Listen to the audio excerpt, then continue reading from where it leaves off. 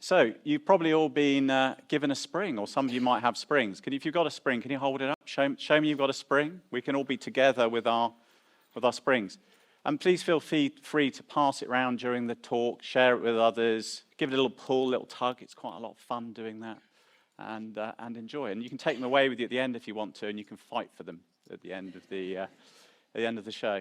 The first question I'd like to ask you is what grounds you? What starts your day? What focuses you? Do you have a ritual, a habit, or a behavior that does that for you? Well, for me, it's this spring.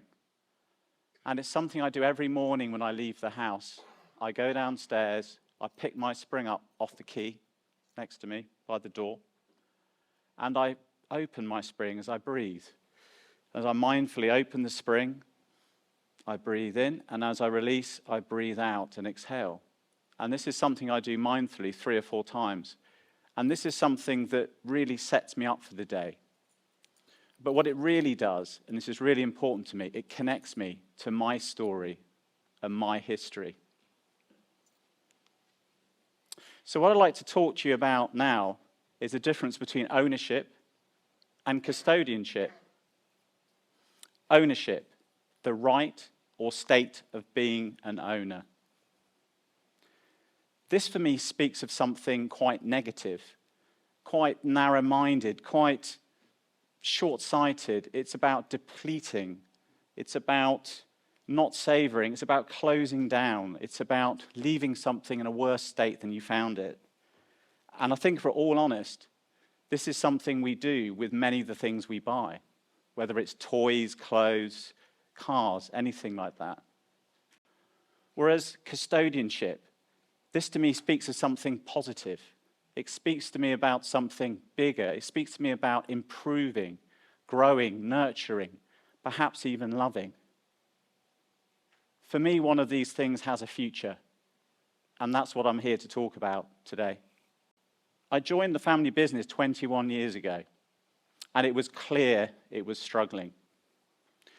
Now, I'd come from the film industry, as pointed out earlier, so I was ill-equipped to deal what was needed for this business. I just didn't have the training. And this was a company that was founded in 1855. Now, that was at the reign of Queen Victoria, the end of the Industrial Revolution. It had seen 2 world wars and multiple societal and technological changes. I was struggling, because I was staring into the abyss, and failure was a real possibility. And then I had my light bulb moment. And while I'm not here to compare myself to Edison, because he's the only other person I can think of that literally had a light bulb moment, I want to talk to you a moment why this light bulb's special. It's a light bulb from Livermore Fire Station in California. But why is that important? Well, this is the Kim Kardashian of light bulbs. It has its own website with its own live internet feed. And why does that mean something to me? Because this light bulb has been glowing for over 1 million hours since 1901. Now, today, light bulbs are just not made that way. And why should they be when the business model is to use and throw away so we buy another? But why does this speak to me? Why does this matter? Because of a world of obsolescence, it's a flickering emblem of permanence. A flickering emblem of permanence. So here I was in my late 20s. I knew where I wanted to go. I just didn't know how to get there yet. But I knew we wanted to make products that looked great, worked, and would last. And then someone entered my life that would change everything, and has been helping to define the Angle Boys story ever since. And I was looking through the archive, and I came across this little piece of paper, probably not much more than a couple of inches in size. And in it, it talks about Kenneth Grange. He's now Sir Kenneth Grange, one of the most prolific industrial designers of his time.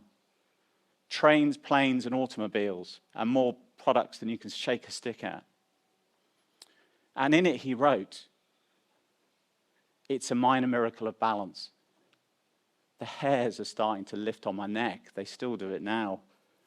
Balance is a quality we do not value as we should. They're really lifting now. I'm getting really excited. It was simple. I had to go and meet him. So I heard he was doing a talk in London. I went, we met, we chatted for hours.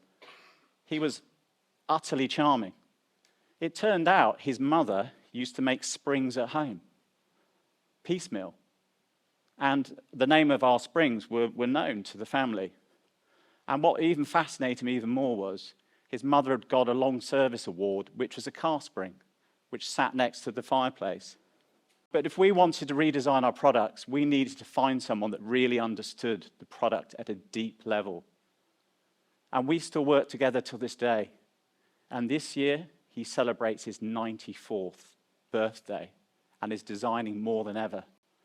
So, when companies in our industry and beyond were creating newer, shinier, and more disposable, we decided we'd go our own way. From this simple, planned obsolescence to this, guaranteed for life. And once you start thinking like this, thoughts keep whirring around your head. You get this strange mantra, and you just can't help yourself but feeling, wow, this could really change, really mean something to me. And then I had this moment when I was looking around the warehouse when I realized this is not good. There was a whole pile of plastic and packaging in the thing, and I thought to myself, we needed to do something about that. Not because it was what we had to do or what our customers had asked us to do, but because it was the right thing to do. So we took a year of auditing and we put it right, and we solved our polystyrene packaging position. Then we decided to take this further, and I was with one of our customers, one of our main customers, and asked the question, do you really need this plastic carrier handle on this box? They thought about it for 5 minutes and said, no, we don't. So we got rid of it. It was pure, as simple as that. Then we moved on to paper.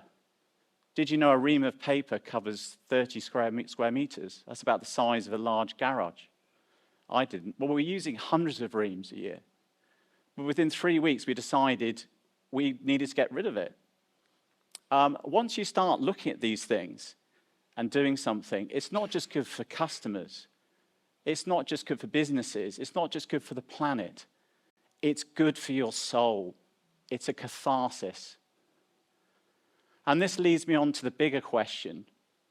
When will we as producers stop pushing the problem onto customers under the guise of choice? Do customers want choice? Or do they just want the best solution at a fair and reasonable price? It's time for us as producers to step up and do the right thing. So we did this, but we did it by looking backwards.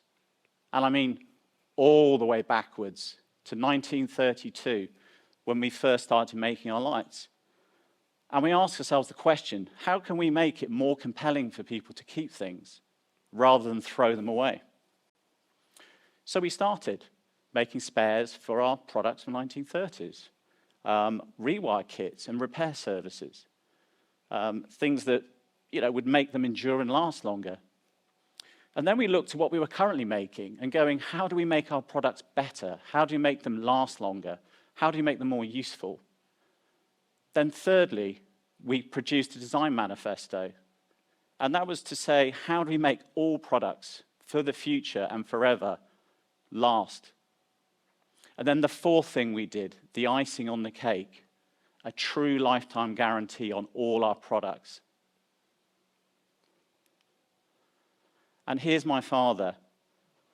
This picture means so much to me, to watch him reconnecting with the products that he would have been responsible for and the customers he'd have been responsible for in his tenure. He wouldn't have been doing this back in his day. He'd have been running a company, sat in his office, crunching the numbers. But by him adopting this really hands-on approach, it has really helped him realize that he also is a custodian. So maybe it's an age thing. Maybe it's a fact I have kids. Maybe I'm just having a midlife crisis. I don't know. But for me, time has changed in the way I look at time. It's stretched out over a longer time horizon.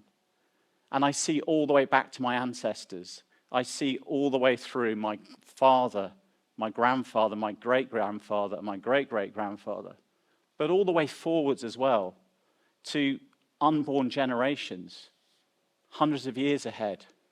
And it also has brought me closer to thinking about my children, our customers' children, and beyond.